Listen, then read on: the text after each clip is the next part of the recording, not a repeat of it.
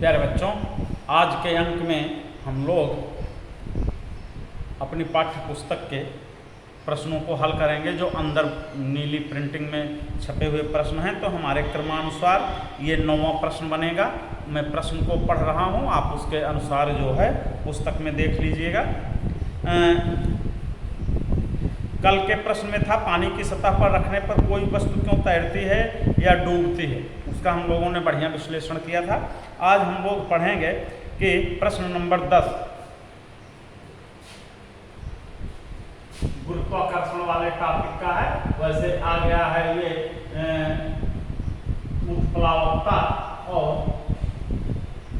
Archimedes के सिद्धांत वाले टॉपिक पर, लेकिन पाठ का नाम तो गुरुत्वाकर्षण ही है। तो इसमें कह रहा है कि एक तुला यानी तराजू पर आप अपना द्रव्यमान 42 किलोग्राम नोट करते हैं। क्या आपका द्रव्यमान 42 किलोग्राम से अधिक है या कम? देखिए, प्रश्न जो है बढ़िया है, तार्किक है।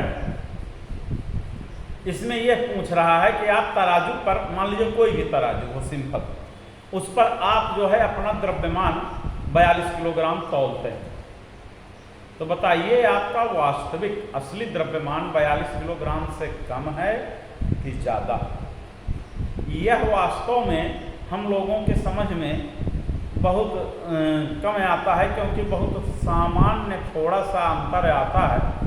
जैसे हम अगर वही तराजू बैठ करके, जो स्प्रिंगदार तुला होती है, स्प्रिंग बैलेंस कमानीदार तुला जिसको हम कहते हैं, जिसमें सिलेंडर वगैरह लटका करके तौलते हैं, अगर हम अपने आप को पानी में खड़े हो करके, ध्यान देना, पानी में खड़े हो करके, यहाँ तक के पानी में खड़े हो करके उस तुला से अपना भार नापें तो बहुत कम नपेगा, बहुत कम मिलेगा, क्योंकि पानी का उछाल जो है ऊपर की ओर है, जबकि वास्तव में हमारा द्रव्यमान जो है उससे अधिक।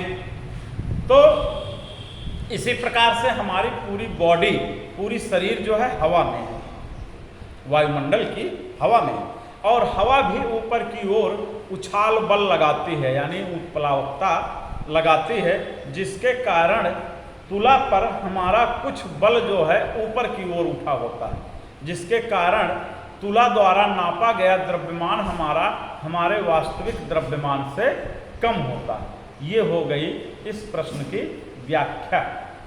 अब इसके बाद है 11वां प्रश्न कि ये भी उसी प्रकार से तार्किक है, वैल्यू बेस्ड क्वेश्चन है। आपके पास एक रुई का बोरा तथा एक लोहे की छड़ है। तुला पर मापने पर दोनों 100 किलोग्राम के निकलते हैं, यानी दोनों 100 किलोग्राम का अपना द्रव्यमान तराजू पर दिखाते हैं। जो तो वास्तविकता में एक दूसरे से भारी हैं। क्या आप बता सकते हैं कि कौन सा भारी है और क्यों? दोनों 100-100 किलोग्राम के। रुई भी जो है 100 किलोग्राम, रुई का बोरा तराजू पे रख के तौला गया, 100 किलोग्राम बता रहा है। लोहे की सरिया जो है छड़, वह भी तराजू पे रखी गई है, वह भी 100 किलोग्राम बता रही है। तो पूछ रहा है कि वास्तव में कौन ज़्यादा भारी है। अब ध्यान देने की बात है यहाँ, रुई का बोरा ये लंबाई में और ये मोटाई में इतना मोटा है पूरा, इस हिसाब से प्रश्न नंबर 11, इस हिसाब से मान लीजिए कि ये रुई का बोरा है। इस प्रकार से रुई जो है ये रुई का बोरा, और ये लोहे की सरिया है लंबी, मान लो काफी बड़ी, जो कि 100 किलोग्राम का दर्शा है। ये लोहे की सरिया है। तो अगर हम ध्यान से सोचें तो उत्प्लावकता किस पर ज़्यादा लगेगी? जिसका आयतन ज़्यादा रहेगा, जिसका वो ज़्यादा रहेगा, वायु में संपर्क क्षेत्रफल जिसका ज़्यादा रहेगा, उसी हिसाब से उत्प्लावकता रुई के बोरे पर ज़्यादा लगेगी, सरिया पर कम लगेगी। इसलिए रुई का बोरा वास्तव में रुई का बोरा लोहे की छड़ की अपेक्षा भारी होगा, क्योंकि इस पर ज़्यादा बल लगेगा। कौन सा बल? हवा द्वारा ऊपर की ओर लगाया गया उछाल बल।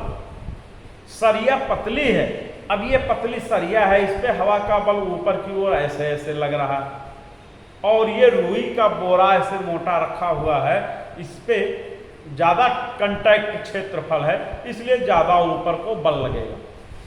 तो रुई का बोरा वास्तव में भारी है, क्योंकि रुई के बोरे का आयतन अधिक होने के कारण रुई के बोरे द्वारा हटाए गई हवा का भार लोहे के छड़ द्वारा हटाए गए हवा के भार से अधिक होगा।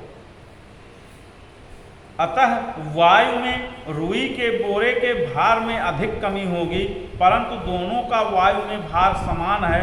अतः हम कह सकते हैं कि वास्तव में रुई के बोरे का भार लोहे की छड़ से अधिक होगा।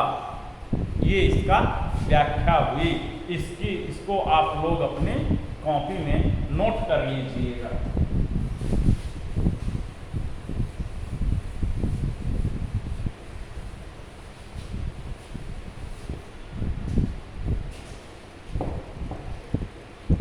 इसी प्रकार प्रश्न नंबर 12 कह रहा है कि यदि दो वस्तुओं के बीच की दूरी को आधा कर दिया जाए तो उनके बीच लगने वाला गुरुत्वाकर्षण बल किस प्रकार बदलेगा। ध्यान देना, दो वस्तुएं हैं, एक का द्रव्यमान m1 है और दूसरे का द्रव्यमान m2। इनके बीच की दूरी जो है वो कुछ है, पहले की तुलना में r।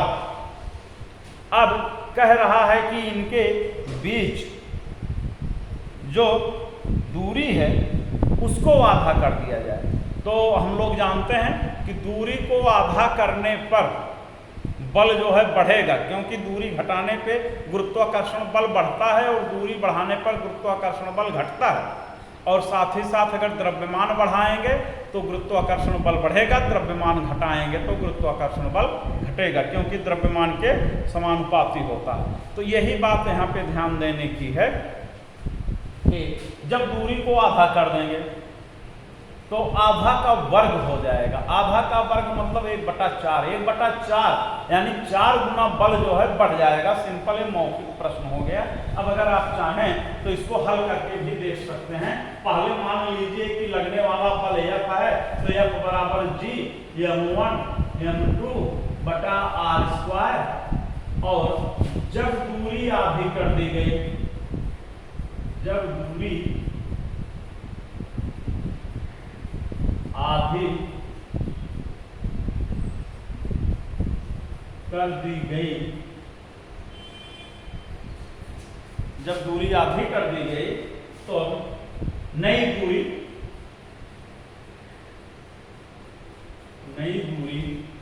ये बराबर हो जाएगी r/2। तब नया बल F' ये बराबर हो जाएगा G, m1 वही रहेगा, m2 वही रहेगा, बटा r/2 का स्क्वायर। तो F' बराबर ये हो जाएगा G m1 m2 बटा r²/4। ये 4 आ जाएगा ऊपर, या F' बराबर 4G m1 m2 बटा r²। अब ध्यान दीजिए, ये इतना जो है ये पहले वाला बल है जो हमने ब्रैकेट में इंक्लोज कर दिया, ये पहले वाला बल है। तो F' यानी नया बल बराबर 4 गुना F, बल जो है 4 गुना बढ़ जाएगा। ये बात ध्यान देने की है। तो ये था आपका प्रश्न नंबर 12।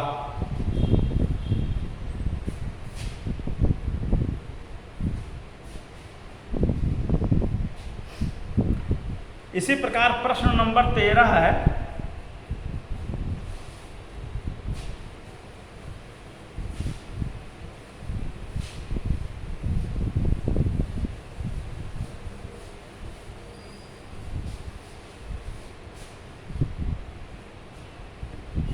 सभी वस्तुओं पर लगने वाला गुरुत्वीय बल उसके द्रव्यमान के समानुपाती होता है, फिर भी एक भारी वस्तु हल्की वस्तु के मुकाबले तेजी से क्यों नहीं गिरती?